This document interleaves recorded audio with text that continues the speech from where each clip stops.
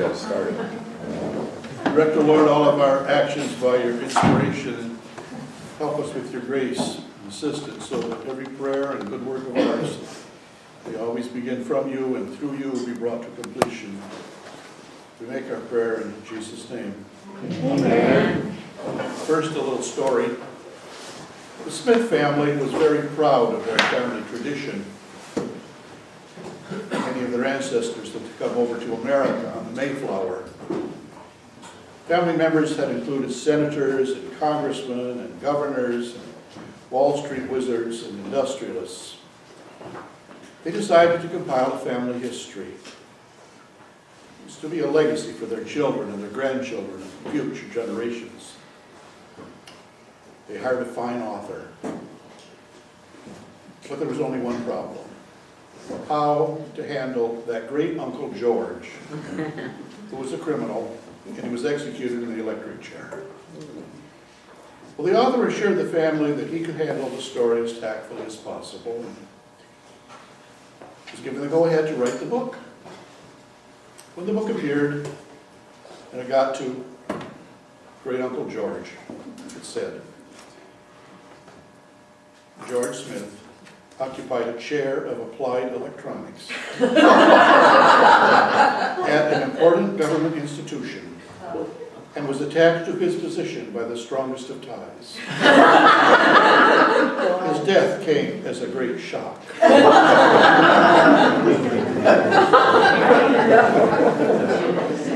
That's all the way you write. This chair here was a gift from one of the parishioners who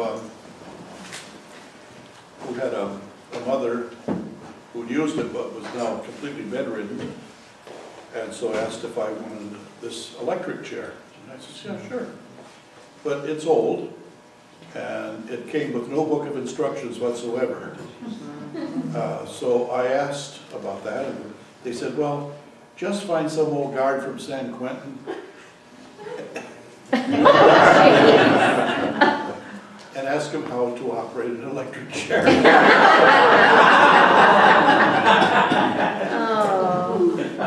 Bad, huh? Well, the rest of the evening was going to be that way, I'm afraid.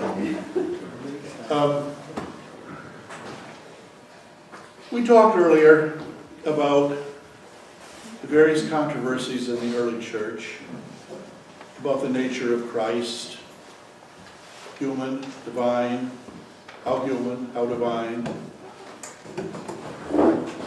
body and soul, like us, and all things but sin. But then there were those who contended that he was just a great man, a great teacher, a great prophet, a great leader. He was better than John the Baptist, but they denied that he was divine, or that he was the Messiah. And others held that he was not only divine, but he was hardly human, and that if he was a human, he didn't have a human soul. His soul was the divinity, the godliness, the Godhead. And then there were other groups in the church, sects, little subsets. We call them the Gnostics, Gnostics, and they taught all kinds of stuff. The secret teachings of Jesus. Oh, the secret writings of the early church, all that kind of stuff. Dan Brown, who wrote the Da Vinci Code and Angels and Demons and a few other things, he probably read every single one of them, every single one of their writings. And I know when I was in Rome at the North American College and the Institute for Continuing Theological Education, I spent an awful lot of time in the library. I love to read, but it was the only place in the institution that had comfortable chairs. So I went into the library and I read every single bit of that I could get on these Gnostics. The hidden scriptures, the secret writings, all that nonsense. And wasn't convinced in the least, but it was amusing. But there's a downside to it. It makes for confusion. And it made for an awful lot of confusion and misunderstanding. And on the scene in in the 600s was a man by the name of Muhammad.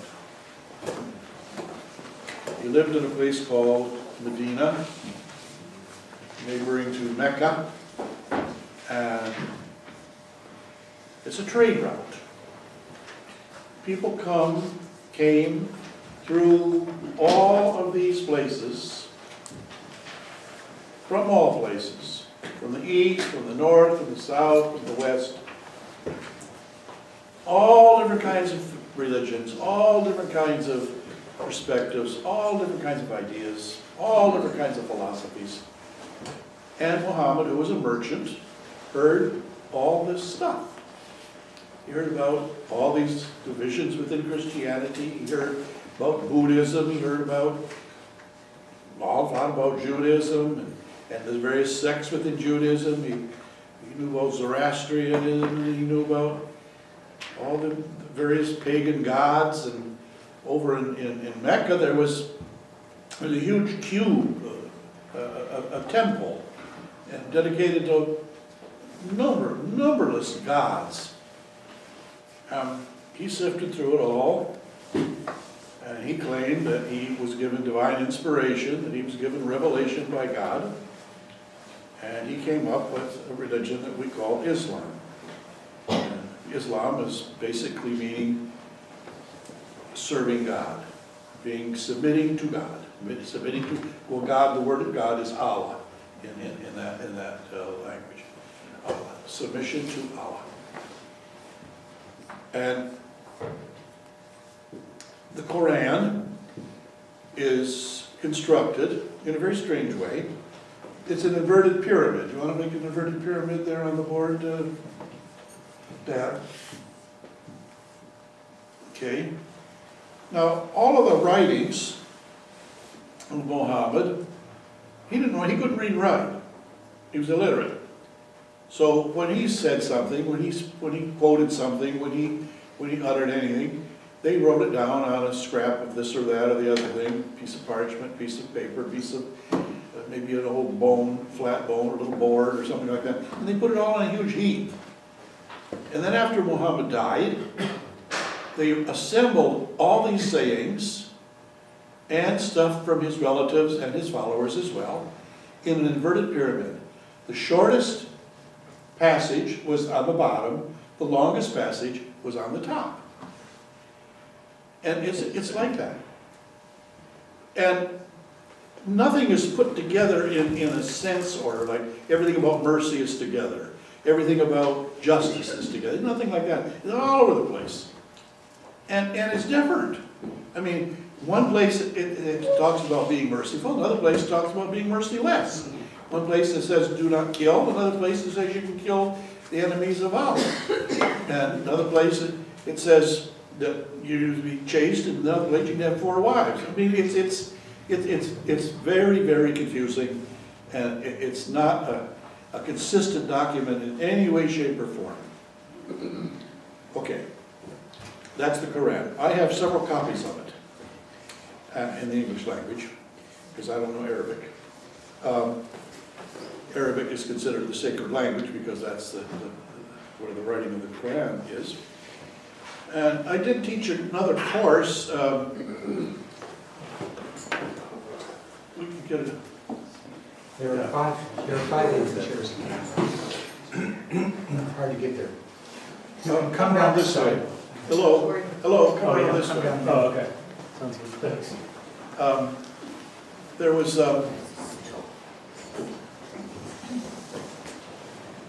don't you want a chair? Not yet. Not There was yet. a, Growing. where was I? Oh, so I had 3 copies of the Quran, and I did a course, this course, on Islam, and in a course on ecumenism and interreligious dialogue. And so when I got to Islam, I loaned out those 3 copies to 3 people in my course who were what I would consider ultra-conservatives. And they wouldn't give them back because they didn't want me to get influenced by them. As if I would. Yeah. I finally had to really wrestle them off of me and get them back into my library. But sometimes people can be pretty extremists, really get to me. Anyway, huh? Did I get to you too? Yes. Just one question, the inverted pyramid, does that mean the first writings are very, very long, and they just become shorter? Okay. Yep. So if you want a short chapter, go to the end. Yeah. And one of the things that Islam has always refused to do is source criticism or anything of the nature that we do with our scripture scholarship. I explained in a previous class how we've torn our scriptures apart and we've looked at various cultures and various backgrounds for everything and, slice of civilizations and we really sifted through it. What's the source? What's the source? What's the sits in Laban? That means the situation, like the local color, all that. They won't allow that. They won't allow that. Okay, in 1635, Islam swept over the Middle East. 6:30. 635, Islam swept over the Middle East and eventually took over North Africa, all of the stand countries. When I say stand countries, Pakistan, Uzbekistan, Kazakhstan, all of them stand countries, which are between India and Arabia, that whole corridor. They were all Buddhist, fervent Buddhist monks all over the place. A way of life that led to great virtue. A way of life, prayer, charity, penances, that brought them to an experience of the divine. Didn't mean anything to these Islamics. Wipe them out, because they're not doing it our way. In the very first part of Islamic existence, there were 6 successors of Muhammad. 5 of them were assassinated by factions within Islam in a power play. And from those assassinations came 2 divisions of Islam: Sunni, S-U-N-N-I, and Shia, S-H-I-A. 2 different ways of being Islamic, 2 major ways. And there's also some subdivisions. Yeah. Do they trace their, like we Father Abraham of the Jewish and Christianity? Isn't there something about Ishmael being there? Okay, let me get to that. Okay. Thank you for reminding me. I wasn't going to say that, but yeah, tell me. They claim to be the real and authentic children of Abraham. They claim to be the legitimate descendants of Abraham. The firstborn was a child of the covenant, and that was Ishmael, the child of the slave girl Hagar. And the son of Abraham and Sarah was Isaac, but he was the second born, whereas Ishmael was the firstborn. But he was considered illegitimate because his mother was not the wife of Abraham, only his woman, concubine, housekeeper, whatever, cleaning lady. I have a question regarding that. Was there any organization or religious organization through Ishmael's lineage before the 6th century? That's a long time for them to know. How would they know? Was it a revelation, or did they have some kind of genealogy? Okay. All right. It's improbable. It's not. The Jews kept a very careful genealogical record. I don't know if the Arabs did.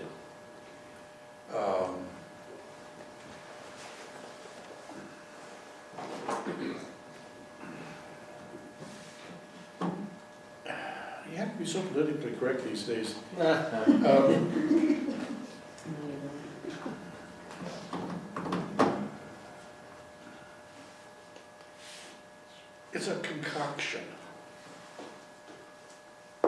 a lot of stuff is a legitimization of that they believe, and they claim that it's all by revelation, that God spoke to Muhammad and told him all this and all that and all the other.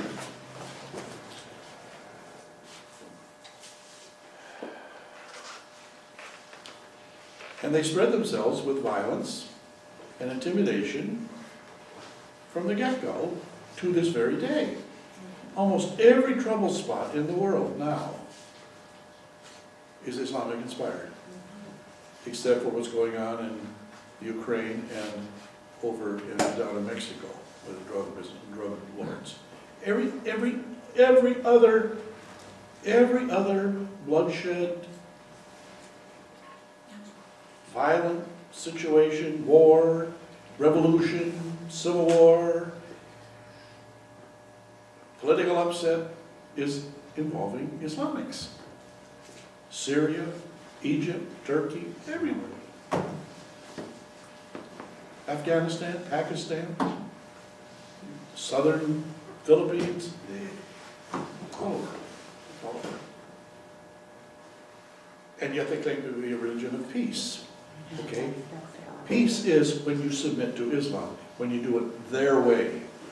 If you're Sunni, you do it the Sunni way. If you're Shiite, you do it the Sunni way. If you're a Shiite, you do it the Shiite way, you don't do it the Sunni way, but you submit. You can be a convert to Islam, but you cannot convert out of Islam to Judaism or Christianity or Buddhism or Latter-day Saints or anything else. Or you suffer ostracization, you can even be killed. Life is not pleasant if you ever leave. Isn't there some prophecy when Ishmael was in that time? I wish I don't have the scripture in front of me, but I thought there was some prophecy that there would be, that this would be a cause for division or discord or some great. You could be right. I I recall remember something like that, reading. but I don't. I'll try. You'd have to look in the book of It's in Genesis. Genesis. You know. Did you bring your Bible with you? I've Anybody bring the got Bible? it on the phone. Yeah, why don't you look Find it up? Okay, then now when they in North Africa was Christian by then. Syria was Christian. Spain. And there was a lot of Buddhism in the Stan countries. In 711, they took over southern Spain and southern Portugal. And they advanced to the gates of Paris, they advanced to the gates of Charles Martel, got rid of them. They advanced to the gates of Vienna. They did one beneficial thing, however. They gave us something that we use all the time. Coffee. They were in such a run, they left their coffee behind. And we got to like it. So I thank you for that. In southern Spain and Portugal, they took over. Malta, they took over. They took over part of southern Italy and Sicily. They took over the remnants of the Roman Empire in Byzantium in the 1400s, toppled the Roman government there. Took over the Balkans, Albania, those places, Montenegro, Herzegovina. And then in 1491, Queen Isabel and King Ferdinand just got all the ships they could possibly garner and shipped them out. 1491, 1492. That's one of the reasons Christopher Columbus couldn't find his ship for his explorations, because they were so busy dumping Jews and Islamics anywhere they could put them and come back to Spain and Portugal for more. Load them up again, you know. And in one way, this is unfortunate because the Spanish and the Portuguese Islamics and Jews had a very advanced civilization, science, mathematics, medicine, that could have benefited society. It's the only place that Islam has ever been advanced was in Spain and Portugal.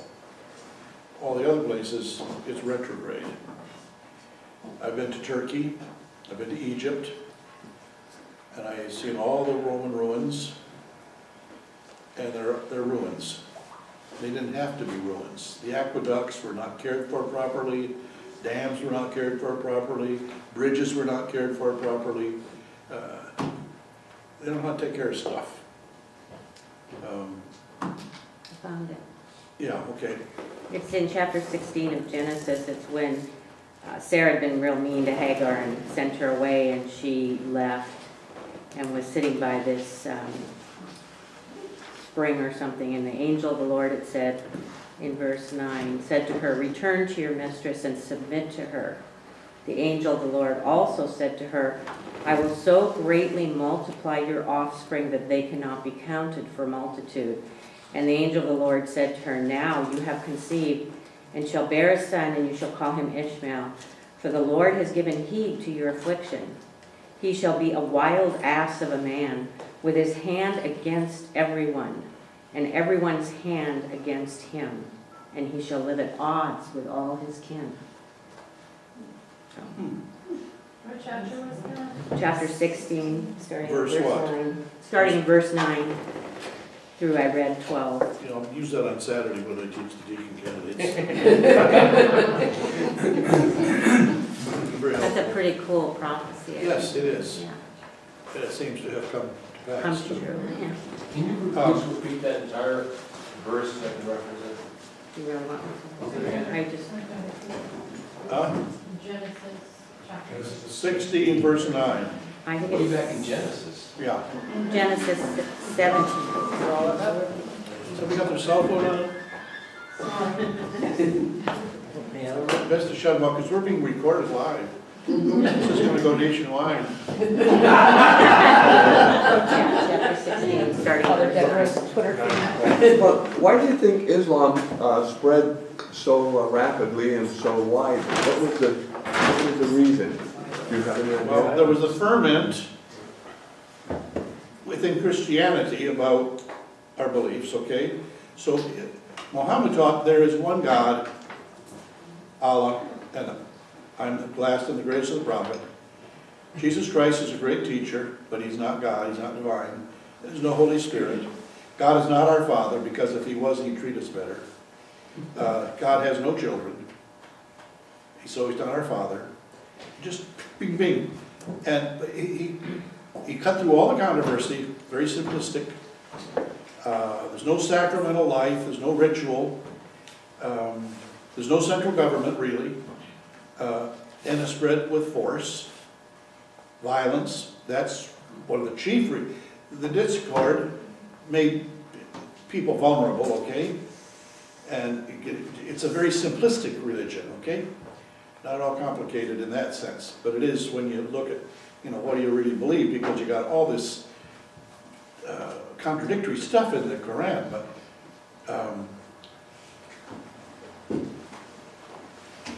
talking about Islamic scholars, I don't know what there is to be scholarly about. But it was spread with violence.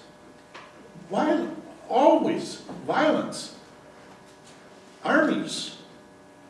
And then they take over society and intimidate. For example, in the Balkans, they went in there and they loved those handsome young men and those beautiful women, and they took them down to Istanbul and used them for stunt purposes to improve their own breed. And they took these handsome and strong Balkan men, young men, and turned them into Janissary troops. They raised them from childhood and to be Islamic, but they were super warriors. They had a lot of slaves in Islam, and they would take these very strong African men to guard the harems, but they castrate them, and not only castrate them, they cut their penises off too, and then they give them a silver tube to stick up the urethra so they could pee. But they were already strong, and so the hormonal wasn't that compromised, but they needed strong guys to guard, but they also realized that if you castrate somebody, they can still have an erection, and they can still, because of the prostate gland, so they did all that kind of stuff. When I was in Istanbul, I went to the Topekapi Palace. I went in one room about this size, and there were loads and loads of rooms. I left. I went and sat in the courtyard till our group had gone through this whole palace. Every single room had cases and cases and display cases of instruments of torture and these surgical stuff used for these surgical procedures on people. It's awful, awful. And they were doing that right up until the First World War. That kind of stuff. The sultans. They were even some of the big shots that served the sultan were murdering some of the sultan's sons because they didn't want them to succeed the sultan. Terrible, terribly violent bunch. And look at it, it's still today violent. Syria, they're kidnapping bishops and priests, they're bombing our churches. They're bombing our convents. The Catholic people, the Orthodox people, are afraid to go to Mass, to liturgy, and even on Christmas and Easter, because they're going to be beaten up, or their place is going to be bombed while they're inside. But that's been going on for years. We just didn't hear about it because it wasn't politically correct to put it in the press. I had a young man, he's not a young man, he's middle-aged now, but I used to write articles for the Catholic press, make a little money, and share my ideas. And I had my name on one of them, and this young man who wanted to be a priest from Nigeria, his name was Richmond Diala, he found a way to get a hold of me, and he said that he was going to go to the seminary and he needed financial help. Would I help him? Well, I didn't know. Since he was from Nigeria, I mean, they have all kinds of scams out of there. So I wrote to the bishop of the diocese, asked, is he for real? And yes, he was for real. The bishop is for real too, so.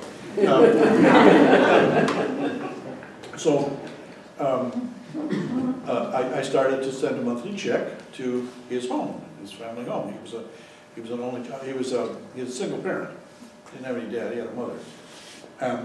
Over a year, he never got them. And he'd write and say he never got a check. So one day he asked his mother about it. And she said, well, what is this priest's name? Reverend Father Thomas Devereux. Oh.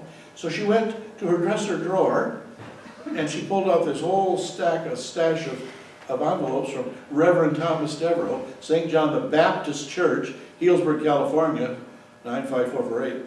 She said, I thought you wanted to be a Catholic priest, not a Baptist minister. That's why I didn't give these to you. So anyway, eventually he was ordained and he became pastor in northern Nigeria. And he was almost killed. And his parishioners were beaten, and a lot of them were killed and seriously injured during a parish festival like we have here, by a whole band of Islamics who just came down, just came down and beat them all up, and killed some of them, injured him seriously, just because it's like become an Islam or die. That's the message. No, does that answer your question, Peter? Live by the sword, die by the sword. Okay, any more questions about Islam? I think we got the picture. What about the Sufis that are kind of mystical? It seems like that's a better branch of Islam. Yeah, there are several branches of Islam that are mellow. A derivative of Islam is Baha'i, founded by the Bab in Iran. But they were rejected. The Bab was put to death, and it's been a proscribed and forbidden religion because Muhammad is the last and the greatest of the prophets. There can't be any after him.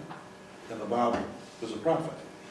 And he put together a religion that is a religion of peace and harmony, and very positive, and I say quite well thought out. But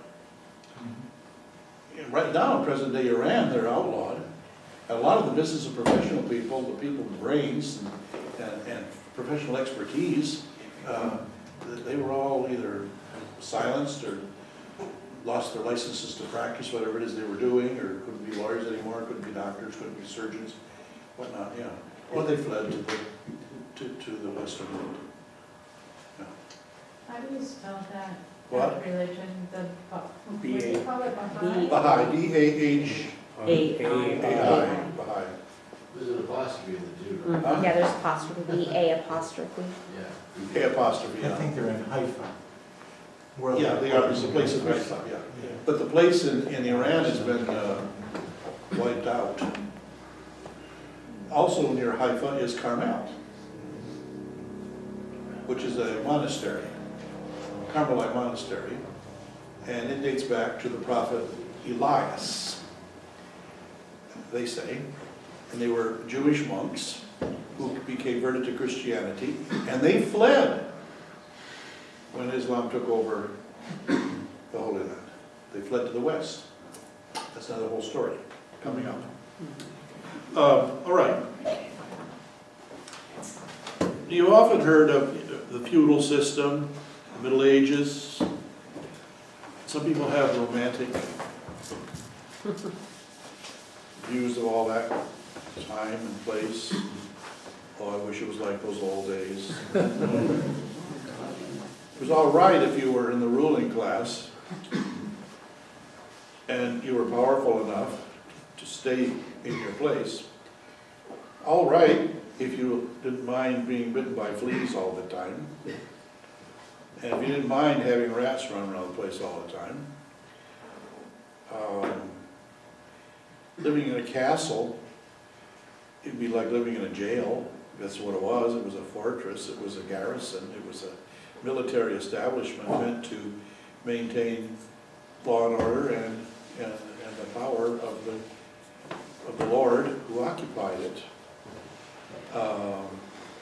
Most castles had keeps, K-E-P-S, or dungeons, which were for prisoners to either keep them there for their life or to torture them or to kill them. The cities that existed were walled and gated with heavy gates in order to keep out warring neighbors and eventually to keep out people from another continent who would, in waves, would come into Europe from Arabia and Central Asia or from another country of Europe. The Lord was the Lord, and you served him. That was what gave meaning to your life, was to be his serf. You get a little piece of ground, and you gave him a major share of the crop. You didn't go in the forest and hunt anything. That was his forest. Those deer were his deer. Those bears were his bears. So if you wanted fresh meat, you had a dovecote, which is a little house under the eaves with a lot of little holes in it, and boxes behind the holes, and a little doorway behind the box. And all kinds of birds would find a nest in there, and when you wanted some fresh meat, you'd open up a door quickly and grab a bird and break its neck, and you'd have yourself a pigeon, or if it was a crow, you had to eat crow, that's the expression, or a raven, or sparrow, or whatever was in there. And then you empty it out, wait for the next bird to roost in there. If you wanted eggs, you had to have your own chickens, and geese, and ducks. And if you wanted to have a wonderful dinner, you'd have to sacrifice one of those chickens or geese or ducks. You might have a pig, but you don't milk pigs. You might have a cow, you milk a cow, but if you want a beef, you can't kill the cow to get the beef. So the diet was very, very deficient in protein from animal meat. But the Lord would have, he'd have some festivals, and he'd invite his villagers in to his castle at Christmas time, and Easter time, and a few other festival times, patron saint day of the village, or his patron saint, or his birthday, or whatever. And have a big banquet, and they'd feed him meat and everything else. Otherwise, you didn't get any meat. You could fish.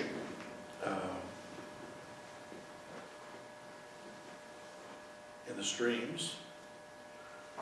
Couldn't go anywhere. Because you were bound to the land. You had to stay there. And if you wanted to go anywhere, you went on a pilgrimage. That's why pilgrimages were so possible, so popular. You go to a shrine somewhere, as far away as possible, Holy Land if you could, or St. James Compostela, or Chartres in France, or Montserrat in Spain, or Bari down in southern Italy, where St. Nicholas is, or someplace like that. You know? And you were on foot, and you were offered hospitality all along the way, and you had a good time. That's the only way to get out of there. The other way to get out of the feudal system was to enter the clergy and become a priest, or a brother, or a monk, or a nun, or if you were highly intelligent, tough. Almost impossible for you to go to a university which started up in the 1200s. To get an education was only possible at a monastery or an abbey or a convent. Women were not educated except to be wonderful domestics, good wives, good mothers, learn how to sew and crochet and embroider and cook and clean and stuff like that. What women should be doing anyway.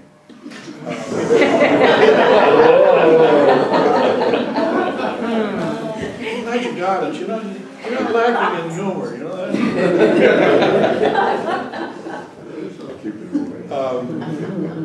The monasteries, as I mentioned earlier in the other class, were centers of hospitality, and they took care of the sick and the helpless, orphans, widows, crippled people, handicapped people, people that were developmentally disabled that didn't have it all up there,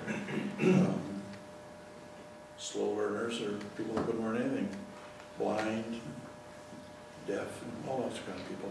They were dependents on the monastic system. And they had quarters, they had places for them to live. And Europe and Great Britain was full of monasteries and abbeys and convents. And in England alone, there were 800. All dissolved by Henry VIII between 1535 and 1539. He only kept one open. And that was Wensleydale, because he loved the way they made their cheese. He loved their cheese, so can't close that one down. But back to the earlier days.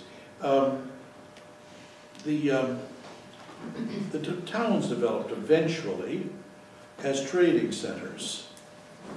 And eventually then, craftsmen developed, and they formed guilds, G-Y-D-L, a type of union. And they were exclusive. You had to be apprenticed, and then you became a master, craftsman, or whatever, either as a mason, or a carpenter, or a mechanic, or whatever it is.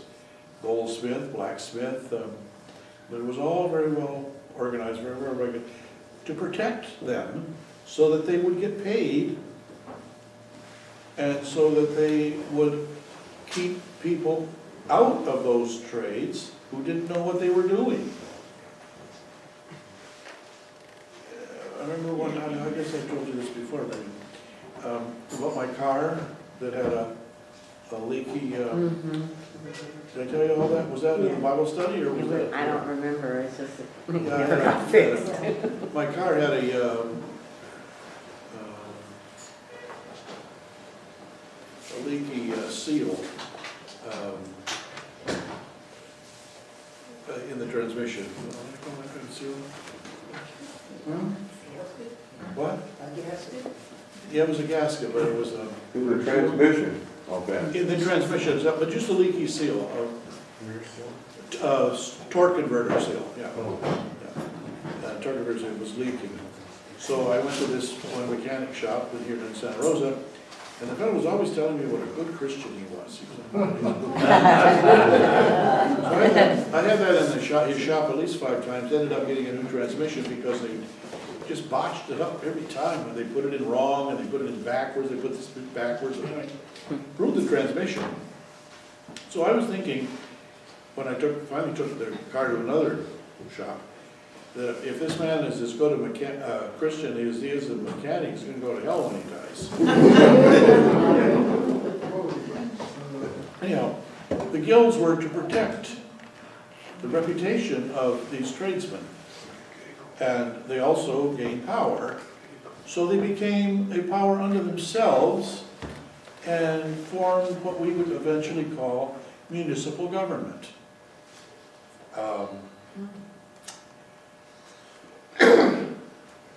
And then people eventually gravitated to towns. The great thing that happened, a great thing that was a terrible thing that happened were the plagues. There were several scourges, and at one point, some of the experts claim that half of Europe died as a result of plague that came, swept over, and the people didn't know the cause of the plague. In most instances, it was microbe carried by fleas. They didn't know that.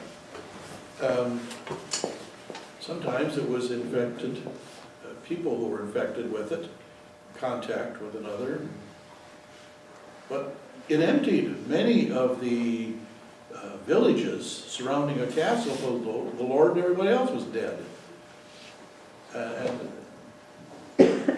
agricultural society suffered for about 100 years. Some of the places that had been prosperous were without anybody. And all you had to do, if you wanted a farm, was just go over there and everything's free for the asking. There's nobody in charge anymore. The castle's empty, there's no lord there, nobody living there, they're all dead. Somebody buried them, but so the feudal system broke down largely because of the plagues and because of the development of the guild system. Okay? Then these market towns got people away from their little village enclosure because they would travel a day's journey to sell their product, their wares, whatever. And eventually shops developed where you could get the same piece of merchandise 6 days a week. You could buy food 6 days a week. You didn't have to wait for the weekly market. You might still have the weekly market, but then you'd also have the shops. And then you'd have butcher shops, and now you can get meat. You have to pay for it. You can get chicken, you can get ham, whatever. So people also then began to experience freedom. They were free of the obligations to this overlord, and they were free to make money. And a pastor of a parish would see that this boy or this girl is highly intelligent, and would sometimes find a way to get them sponsored and sent off to a convent for the girls to learn something worthwhile. Or like Hildegard of Bingen, she was a very bright lady. And some of the English dames dames is what they call cloister or nuns, Benedictine nuns. It's also in a song, self-specific or? There is nothing. Like a dame. I think we was talking about that.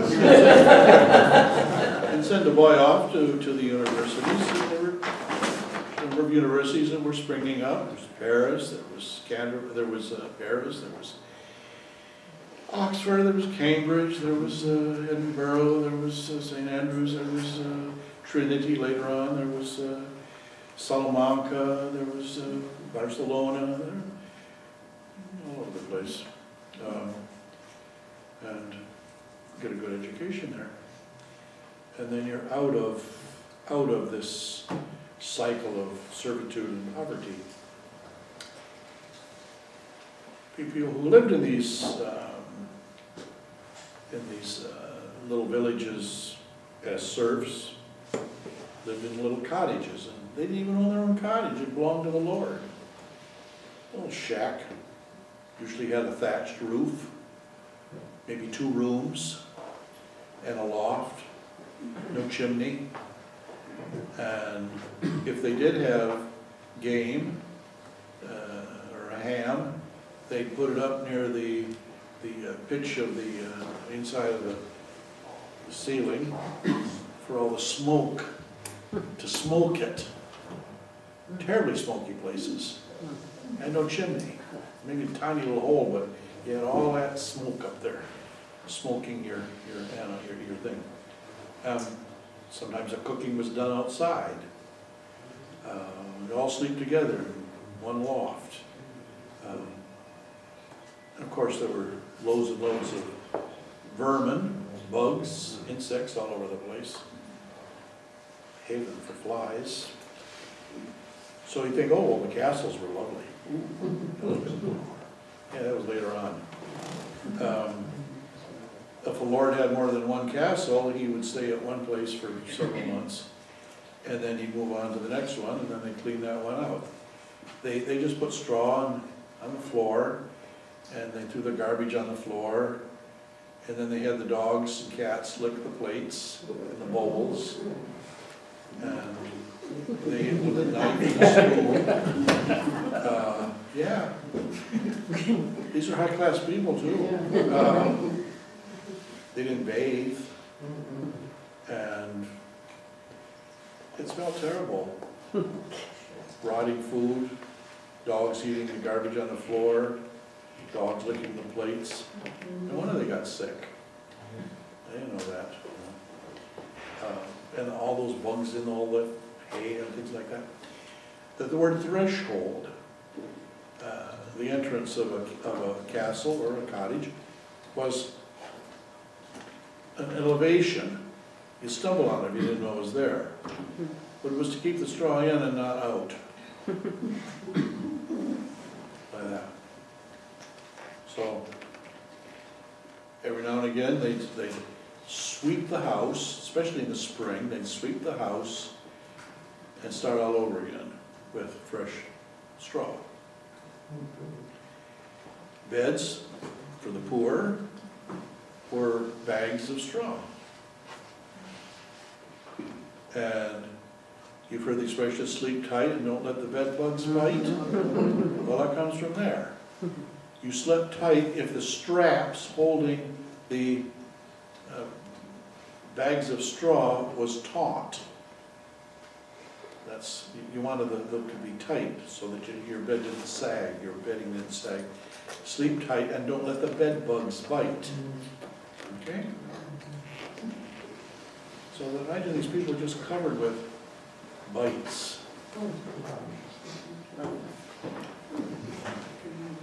That's a good life. I'll go back to the Middle Ages.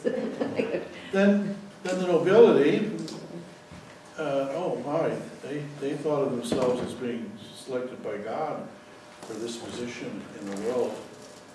Oh, they were just descendants of a bunch of bullies who made it to the top and stayed there with their violence and their rough ways. Nothing glamorous about it. They weren't weren't selected by God anymore, and a cow can fly. My ancestors were that bunch. And I'm not proud.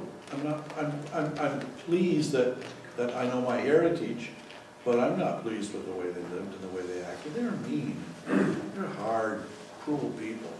They got to the top and they stayed there with violence and treated people very badly. They used people. They're always fighting. There's nothing beautiful about it, nothing noble about it. They're nasty, high-class bullies. Okay, that being said, the royals were best at it. They were the meanest and the toughest and the roughest of the nobles. So they made it to the top. But it was a very, very shaky system, very unstable. Always fighting, always after each other's land, after each other's neighbors. And the only way that they maintained peace was a lot of intermarriage. So while I'm not going to attack my father-in-law, or I'm not going to attack my mother-in-law's castle, or I'm not going to go after my brother-in-law, or I'm not going to go after my uncle's place. So they did a lot of intermarrying in order to maintain some peace and some harmony. It was networked like that. Okay. The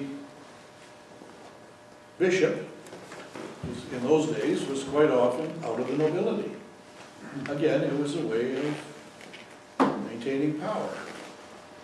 And it was probably pretty rare that a bishop would come out of a serf situation.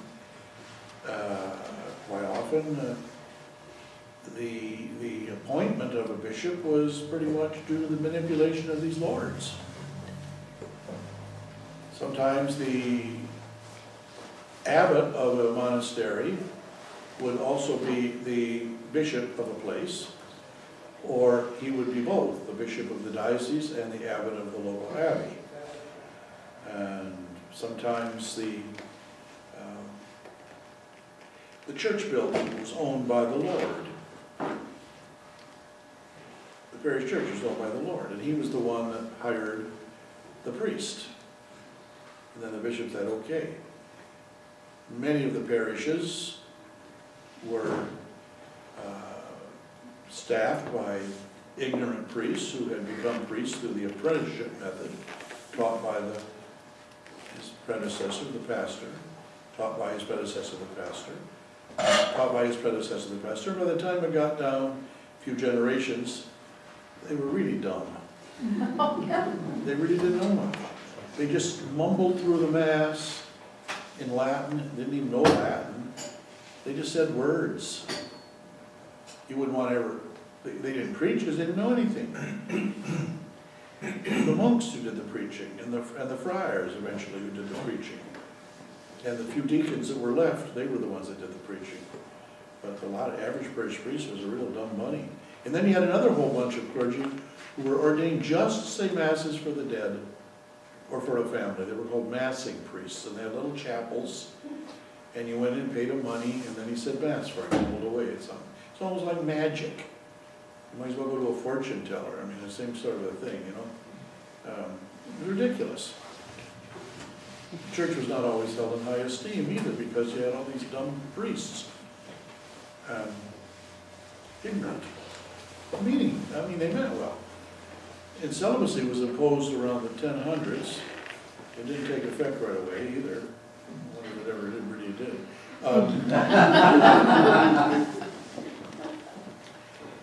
Because fathers were handing the parishes on to their sons. They were treating the parish church property as if it was their own property and possession.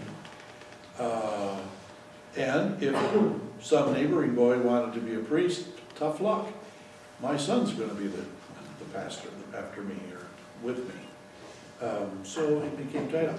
Then you had priest wives who ran the place. We have Protestant ministers whose wives run the place. Sometimes these priests had some very unruly kids. It was a scandal. Awful kids. I remember even when I was a boy, the Methodist minister had, all of his kids were rascals. And I lived across the street from a Baptist minister. And all those kids were terrible acting. I mean, they were terrible acting kids. I wasn't even allowed to play with them. They were such naughty kids. I mean, I'm talking about PKs. They're called PKs, pastor's kids. Yeah, I'm talking about naughty. I mean, really naughty. Their front yard was just a bunch of dirt, and they would make, what do you call them, mud pies. What do you think they use for water? Yes. So this sort of thing went on in the Catholic Church up until 1100s, until celibacy was imposed. That's one of the reasons why, because of those three reasons I gave. Namely, the priests were treating the church goods as their own property possession. The clergy were not well educated, and they were usually apprenticed by their father, and the wives and families of the priests were a source of scandal. The cathedrals were, the word comes from cathedra, C-A-T-H-E-D-R-A, H-E-D-R-A, and put an L on it. Okay, cathedra is a seat, chair. This chair from which the bishop governs the diocese. The major church, and the one in charge is the bishop, and his clergy were usually fairly well educated, and the clergy that served in the cathedral were called canons, C-A-N-O-N-S. And one of their work was to say the morning prayer and evening prayer of the church, as well as celebrate Mass and attend to the needs of people in the town or the city. They had special vestments and special wear that they wore, and it was the canons who eventually were the ones who elected the new bishop. They were his advisors. They were the power. But nowadays, there are still some canons in some of the churches, dioceses of the world. But a lot of them have been replaced by what we call diocesan consultors, who are part of a priest, senator.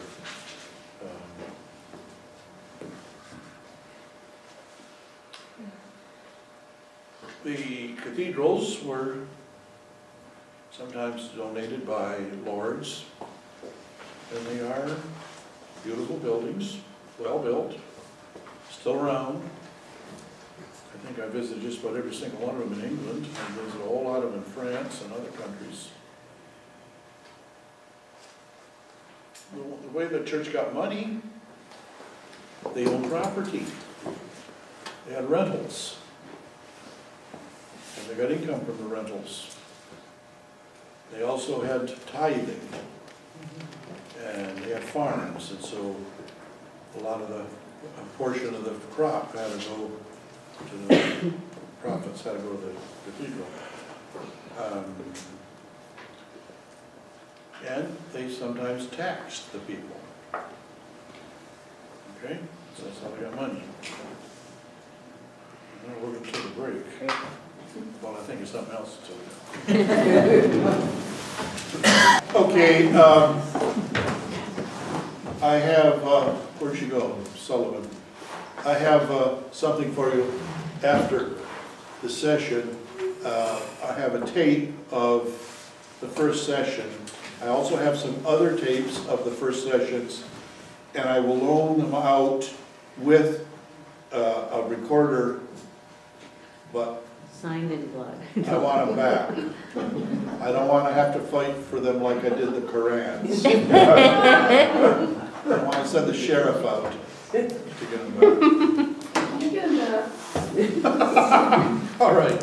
And if anybody needs a schedule, we're going to meet again next time on January 14th for That will be midway. This is the 4th session. And we are almost up to the year 1000, so I think we're making progress. Got 2 more pages of stuff outlined. Okay. 3 more pages. Anyway, we'll go quickly.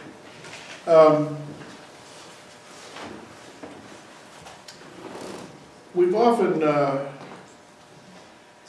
heard about Charlemagne and the Holy Roman Empire, and Charlemagne was Charles the Great, a great leader of the Frankish people. They were the type of people in France. There are other kind of people in France besides the Franks. There were the Britons over on the coast. They were Celtic people. They're not Franks. And then you also had some Basque people in the south, and then eventually you had from around 800 on, you had the Normans. They were descendants of the invaders from Scandinavia. Those are my people. Charlemagne was appointed by the Pope in the year 800, Christmas Day, as the Emperor of the Holy Roman Empire. Now, the empire was split in 2, as you know. Constantinople was to the east, established by Constantine in 320 or so, 315, 18. And it grew and grew and grew in importance to the detriment of the West. Italy, France, Germany, Spain, Britain, all those countries.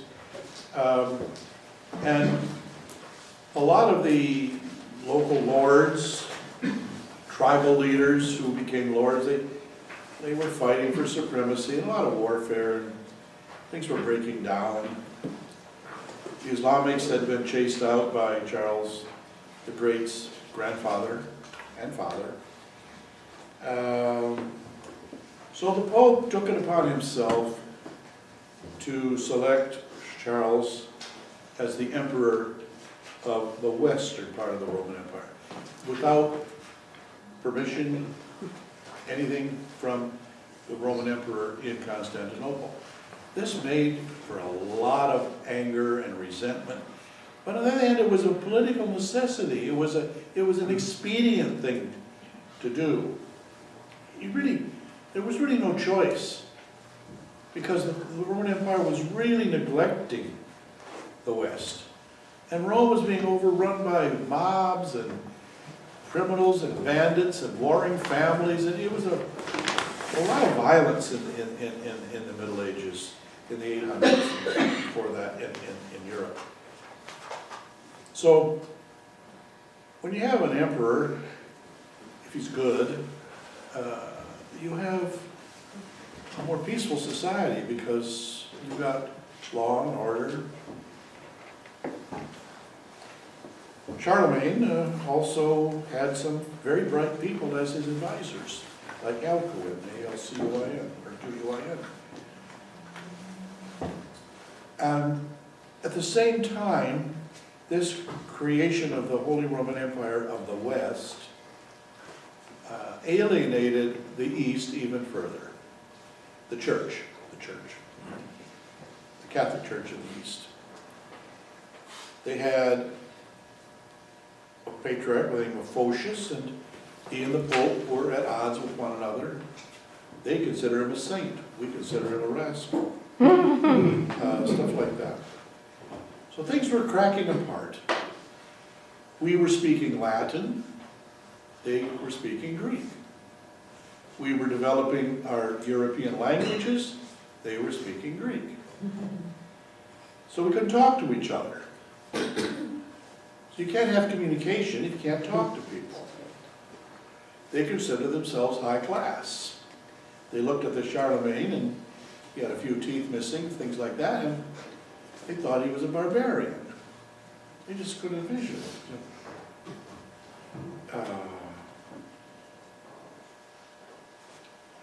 You like making Willie Nelson the director of the San Francisco Symphony. Oh, what an embarrassment. I don't know if that's a good analogy. You got the picture.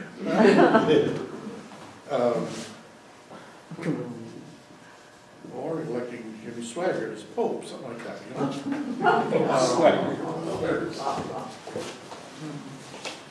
So, going back now to the Middle Ages, you have to remember Ecclesia est semper reformans. The church is always in the process of reforming itself. It's never a done deal. It's never completely fixed. Because the church is both human and divine.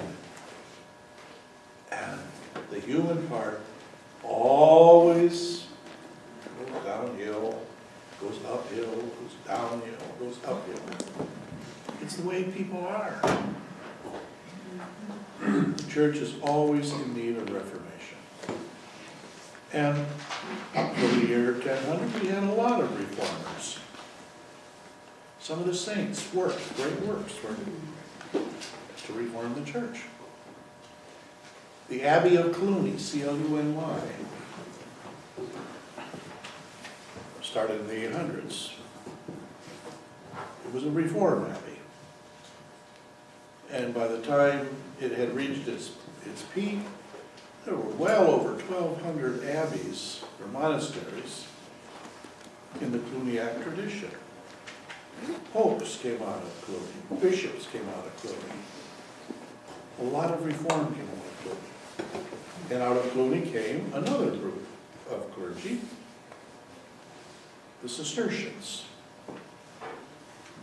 O-C-I-S-T. And they considered themselves an improvement, Cistercians. They considered themselves C-I-S-T, period. No, see. They considered themselves an improvement of the Benedictines. They considered themselves better than Cluny. Then you had, in the 1000s, a saint by the name of Saint Norbert, N-O-R-B-E-R-T, of Xanten, X-A-N-T-E-N. It was an area, Germanic, Belgian kind of part of the world. And he set up an outfit called Canons Regular. Now the canons were in the cathedral. They were canons secular. Canons Regular followed the rule of St. Augustine very carefully. They lived in common, but they also did an awful lot of ministry among people.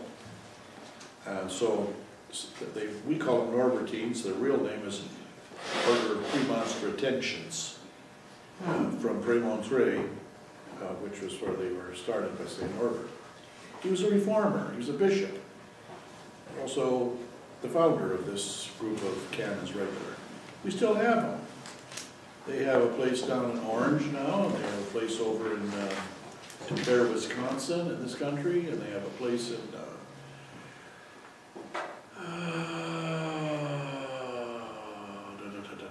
Wisconsin, and the guy that started the Byzantine monastery up in Redwood Valley in the Ukiah area, he had been a Premonstratensian and a Brutus at the council, and then he started this group, but he ended up his days back as a Premonstratensian. He died back in Belgium. Okay, so they are a reform group. Then, in 1066, was the Norman invasion of England. William, Duke of Normandy, who became King of England when he defeated Harold at the Battle of Hastings, 1066. William the Conqueror, Duke of Normandy, his grandfather was Richard, Count Devereux, and Archbishop of Rouen. I'm descended from William the Conqueror's grandfather. who was also an archbishop. Thus, I could be a Levesque too. And when he got married, they said archbishops aren't supposed to be getting married anymore. He said, it's not the archbishop who's getting married, it's the count who's getting married. Clever. I think he married his cleaning lady. Or the housekeeper. So, they took over England, and in doing so, they destroyed a lot of English customs and society, and destroyed the Celtic usages that had come over from Ireland and had also developed in England, like the monastic system of whole communities, men, women, children, orphans, widows, crippled, bishop, abbot or abbess, deacons, everybody, part of a community. That all went by the boards and was replaced by Benedictine monasticism and, to a certain extent, followers of the rule of St. Augustine from various kind of canonries and communities following the rule of St. Augustine. Then Russia was converted in around 1088. And they've been holdouts. And the first part of the Russian area that was converted was the Ukraine. Kiev was actually the beginning of it. The Ukrainian Christians, both Catholic and Orthodox, really resent the Patriarch of Moscow because they believe that it was from them that that Christianity came to that whole area. They are Byzantine in usage. They usually have the usage of Constantinople because they looked at the West, you know, the Latin Rite. They looked at the Byzantine Rite, and they found the Byzantine Rite to be so much more beautiful. And it is a very beautiful liturgy. It takes a long time too. At least 2 hours. We're not going to run it out. Little kids make them. And as I told you before, and I'll tell you again, it is styled after the court ceremonial of the Roman Emperor in Constantinople, whereas the Latin Rite is somewhat styled after the Shabbat of the Jewish Friday night service. It's a much simpler affair. A draft came in here. Is there a door open somewhere? No?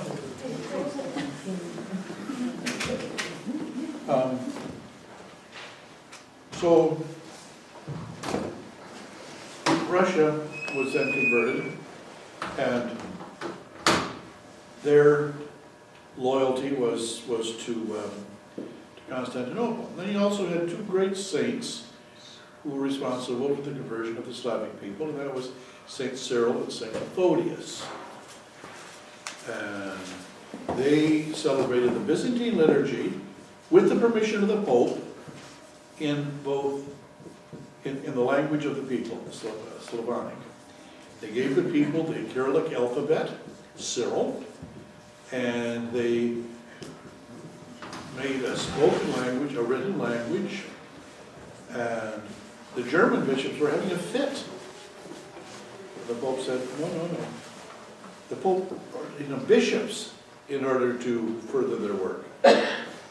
And no, it's okay. Because by that time, the West had thought of itself as, we are it. And that's another reason for the break between Constantinople and the Roman Church. Both had a sense of superiority. My way is the only way, the best way, la-di-da. Okay? And they couldn't talk to each other because they were using different languages. Then in 1095, we had the beginning of the Crusades because the Islamics were on the rampage. There was piracy on the high seas. People who were going on pilgrimage to the Holy Land were kidnapped and held for ransom, or sold into slavery. They couldn't go to Jerusalem, Bethlehem, Nazareth, or anywhere. The Mediterranean had become a very dangerous place. And the Christians in the Holy Land were suffering. The Jews were suffering. So the Crusades were set up. There were 8 of them. They weren't really successful. Because you were dealing with these European nobles who were fighting with each other, one of the thoughts was that if we get them to fight for a cause, they'll get the fight out of their system. Who knows? It didn't work. And then they turned on their friends. They turned on the Byzantines. They looted Constantinople. They desecrated the Eucharist. They destroyed churches. They set up a Latin patriarch instead of, they took over. They were supposed to be helping. Instead, they were doing hurtful things. And then when we got into Jerusalem, they just killed indiscriminately. They killed Christians and Jews and Islamics. And they say that the blood was up to the knees from this, from all this swashbuckling wholesale murders. I mean, they were awful. It was an awful lot. And that they had been assured by the Pope that if they fought in the Crusades and they died, they would go right to heaven. Nice deal, but sheesh. And then there were different orders that were set up. Knights Templar, Order of the Holy Sepulchre, to which I belong, and the Knights of Malta, or the Knights of St. John of God, St. John, and other groups like the Hospitallers. They took care of the sick and the wounded. Knights Templar worked like a police force, and all that.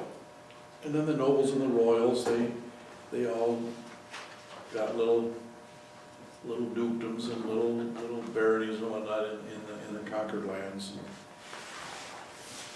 All right. Good King Richard wasn't very good at all. Richard the Lionhearted was rather hard-hearted. He may have been a cannibal.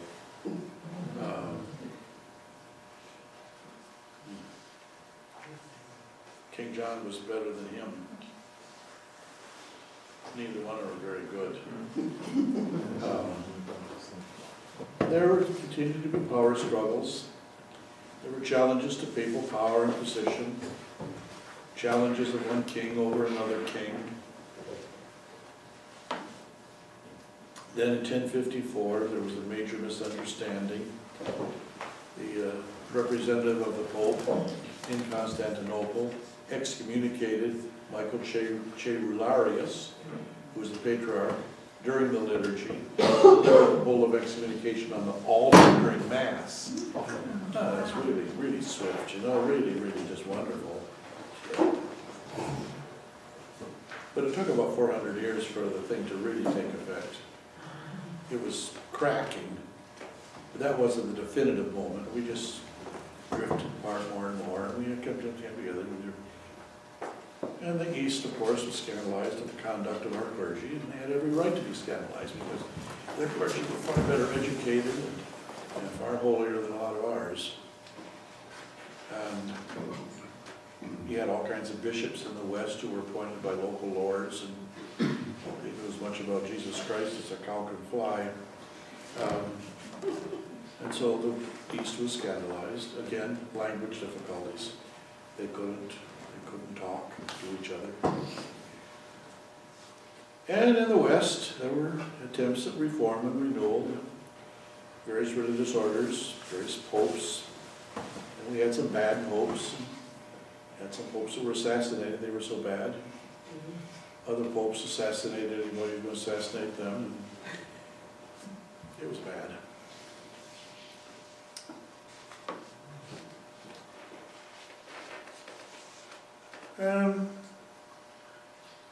The notable saints of the period were Bernard, Clairvaux, Norbert, Thomas of Becket, Romuald, Hildegard of Bingen. You had the foundation of the Canons Regular, the Carthusians, the Cistercians. And then you had St. Francis and St. Dominic. Now, St. Dominic was a canon regular, or canon secular, down in Burgos, Spain. He and his bishop were on some kind of business. They came into southern France, in an area around Toulouse and Albi, Languedoc. And they ran into these funny folk called Cathari, C-A-T-H-A-R-I. They were dualists. They believed in two gods, the God of good and the God of evil. They believed there was no free will. That once we were under the dominion of the God of evil, we could do nothing but bad stuff. If we were under the dominion of the God of good, then we could do nothing but good stuff. And they had a sacrament at the end of your life, and you were hooked up with the good God, but then if you got better, they suffocated you or strangled you so that you wouldn't fall back into the dominion of the bad, the evil God. They did all kinds of things, like murdered people and killed animals and poisoned wells and rioted when they were under the dominion of the bad God. Otherwise, when they were just so pious at home. Oh my, so sweet, nice. It was like there was a little girl with a curl right in the middle of her forehead. When she was good, she was very, very good. And when she was bad, she was horrible, like that, you know. It was awful. And they were a threat to civil order. So the nobility was concerned about these people in their territory. They were, especially when they went wild. So Dominic saw all this and he said, I gotta help these people. He felt sorry for them. So he set up an order of preachers, we now call them Dominicans, to work for their conversion. But he also set up an institution called the Inquisition, the Holy Inquisition, which was to find out what a person's belief was, and then to deal appropriately with them, to re-educate them. When it got out of hand, it became an instrument of torture and repression, and the most famous one, Inquisitor of all, was Father Thomas Torquemada. He was a psycho, nut, cruel, crazy. He thought he could even call the Pope to task. He was a nut. So it got way out of hand, and it became an instrument of repression. And all you had to do, if you wanted a house, you didn't have a house, you wanted a house, you accused somebody who had a house of heresy, and they were tortured, and then they convicted and burned at the stake or something like that. You got their house. You got a lot of stuff. You were guilty until you could prove your innocence. And torture was used by the civil authorities with the acquiescence of the church. But if you were accused of heresy and you didn't want to give it up and whatnot, you were burned at the stake. But down underneath, you know, the stake is a big post, right? And so there's all kinds of brush and kindling and wood and everything, you know. Okay, but down in with the faggots, which are the pitchy pieces of wood, were the homosexuals. They were burned. They were burned down there. Thus the word fag or faggots came into being. So they were down there burned. They got burned up first. And the other ones, they probably died of smoke inhalation before they were cooked. It was terrible. And all their works, any writings that anybody had that was heretical, that was all burned in the pile too.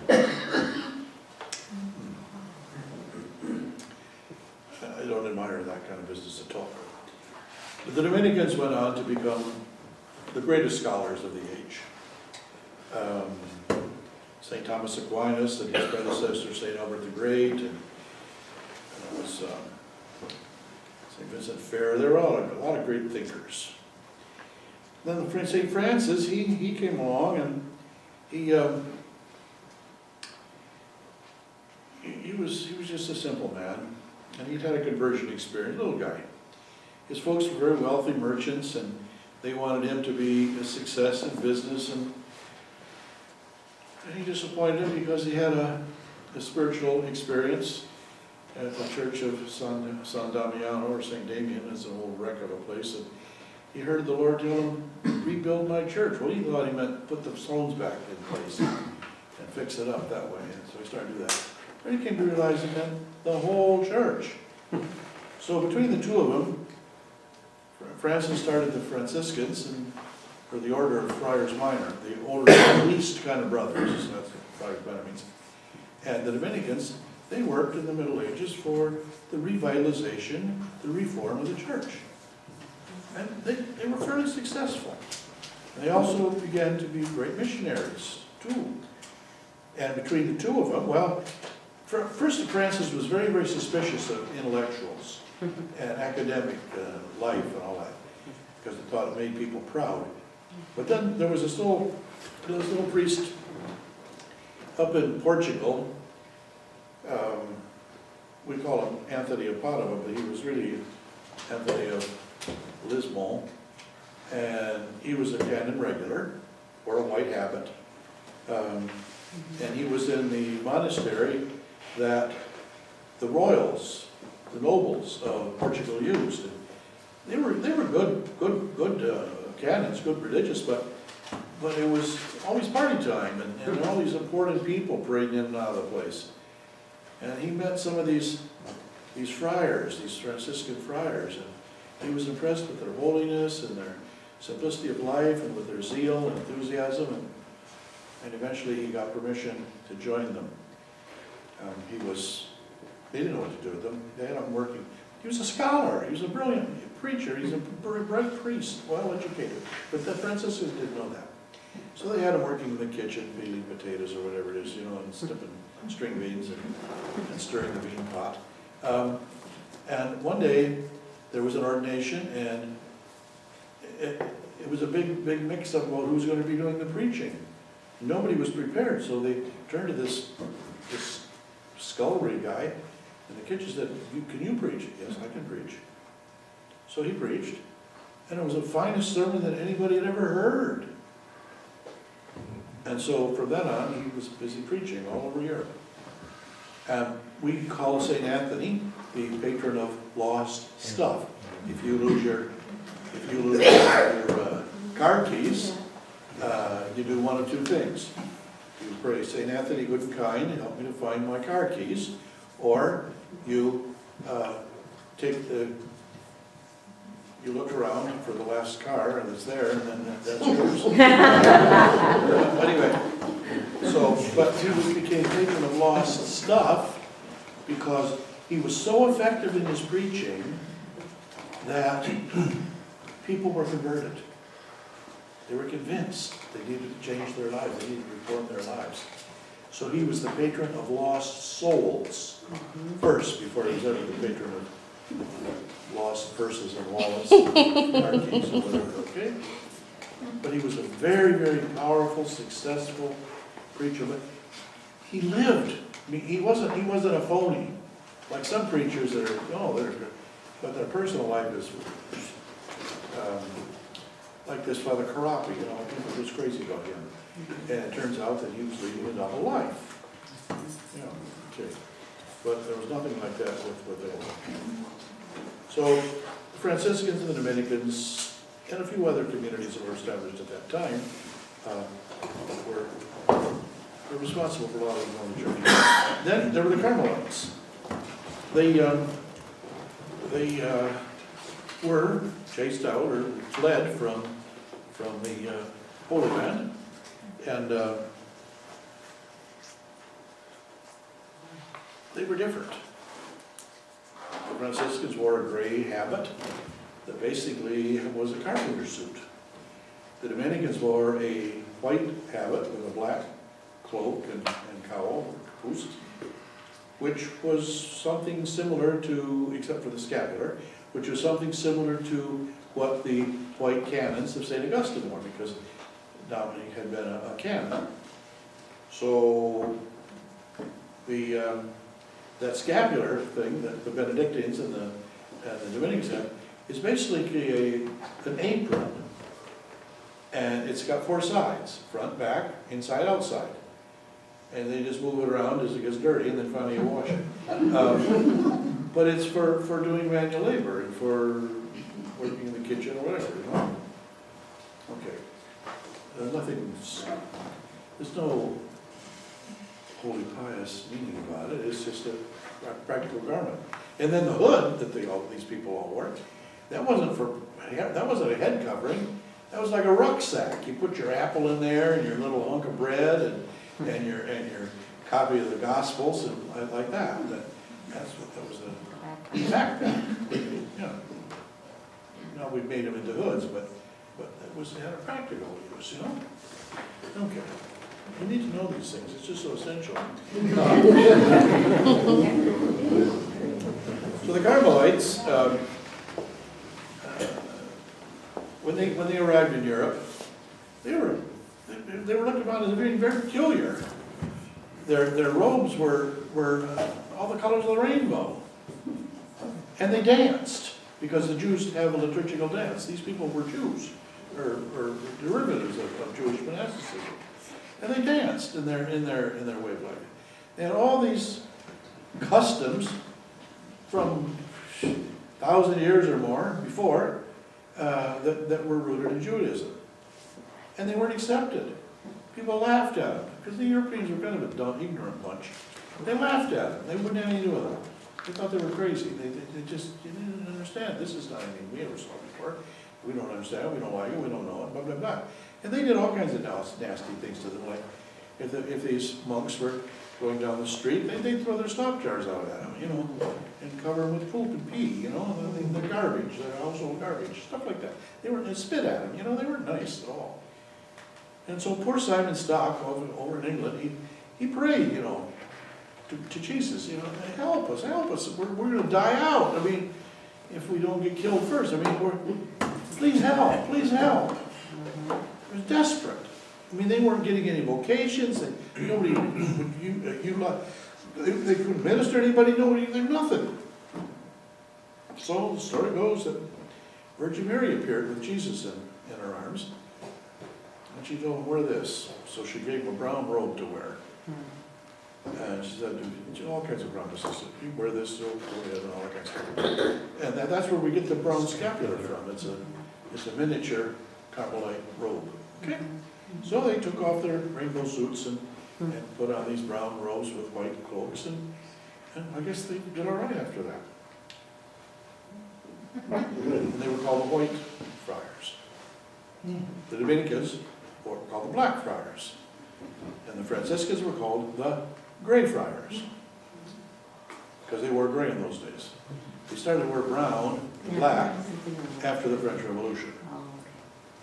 Okay, but before that they wore gray. Junipero Rosera wore a color habit about like here, go, stand up and let me see what you do. Yeah, either of the two of you. Okay? And you stand up behind me. Somewhere in there. Okay. Somewhere between there.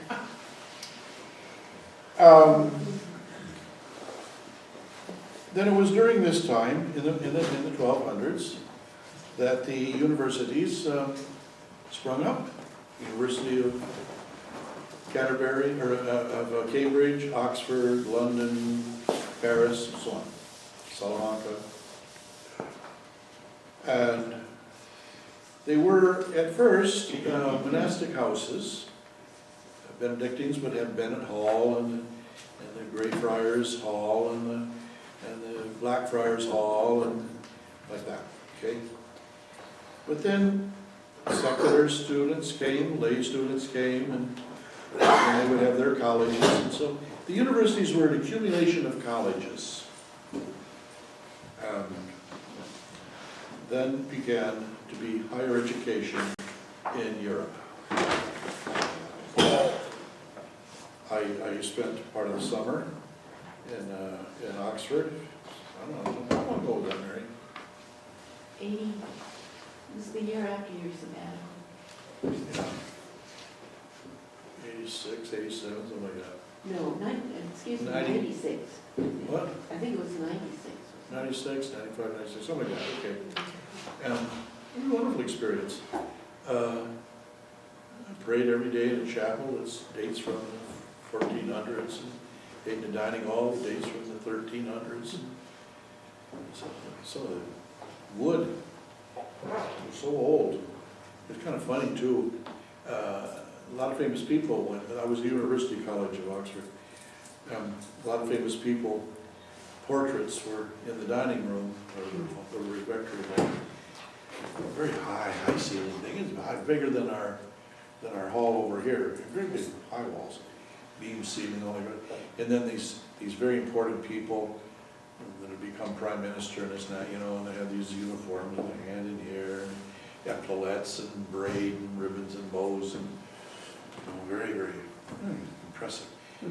And Bill Clinton had been studied there too, and so they had one of these New Yorker type of little bitty shoulders, little skinny neck, and a great big face and head for Bill Clinton. It's funny but shocked and not very respectful. You know what I'm talking about, don't you? What do they call that kind of art? Caricature. Caricature, yeah. Up to that time,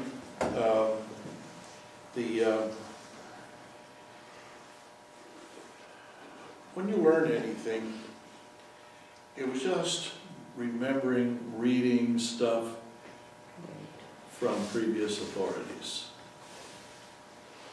There was no original research, there was no original thinking, there was no critical thinking. You just learned what somebody else taught you, what somebody else had thought. Maybe the ancients like Plato and Socrates and Sallust and Augustine, some of the old fathers, just learn a whole lot of stuff. But you didn't do any critical thinking. And then came a man by the name of Thomas Aquinas, and he was a critical thinker, and he tore everything apart. He unknitted everything and started all over again. He didn't start out with the end and then justify it by searching for substantiation. He started from the beginning, and he developed thought. And in all honesty, we have to say that he is the author of critical thinking. The scientific method we can attribute to the method of Aquinas, Thomas Aquinas. But then what happened? Happens often. Critical thinking ceased because he had all the answers. He had it all figured out. So why do any more critical thinking? We just accept what he wrote. And so you had for the next several hundred years manualistic philosophy, manualistic theology. And it was that way until the Enlightenment and the Age of Reason. But by that time, the scholastic method had become so manualistic that it was not thought of as anything that anybody of high intelligence would consider learning. It was only in the last 100 and some years that the critical thinking method of Thomas Aquinas has re-entered the theological and the philosophical arena of the Catholic Church. And now it's up to Pope Francis. It was an endangered species, but I think it's going to be okay now. Because again, he was a great man, did a lot of good, but under John Paul II and Pope Benedict, we got back to this manualistic stuff. Okay. And what's this called? All right. We're done for the day. Can't think of anything more to tell you.